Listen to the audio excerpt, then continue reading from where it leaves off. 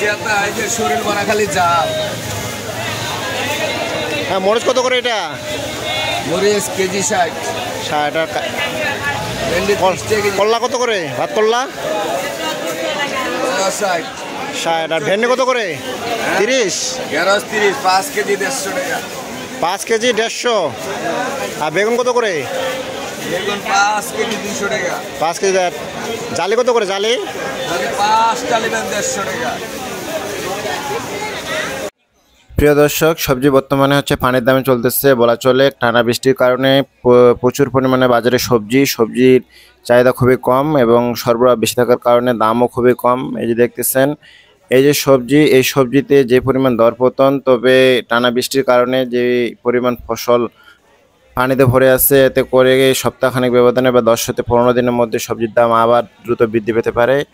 এর কুফল একটা রয়েছে অবশ্যই। এই যে দেখতেছেন, এই যে চিচিঙ্গা মাত্র 50 টাকা কেজি চলতেছে। লেবুর হালি মাত্র 15 টাকা 20 টাকা হালি, এবং যেটা ভালো লেবু পটল 20 টাকা কেজি। করলা এই যে দেখতেছেন, এটা মাত্র 20 টাকা কেজি। ঢেঁড়স 30 টাকা কেজি।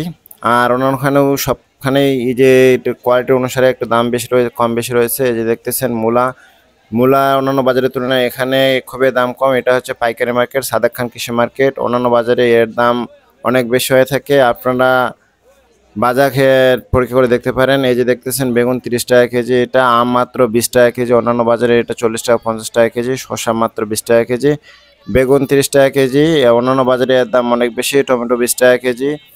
সব পণ্যের দাম খুবই সস্তা। এটার মূল কারণ হচ্ছে বৃষ্টি, টানা কয়েকদিন বৃষ্টির কারণে এবং প্রচুর সরবরাহ এবং গ্রাহক খুবই কম থাকার কারণে। এই যে দেখতেছেন, এটা হচ্ছে পাইকারি মার্কেট, সাদেক খান কৃষি মার্কেট, কারণ বাজার কৃষি মার্কেট, অন্যান্য মোহাম্মদপুর কৃষি মার্কেট, সব মার্কেটে যেখানে পাইকারি মার্কেট, সেখানে বৃষ্টির কারণে দ্রব্যমূল্যের খুবই দরপতন বলা চলে।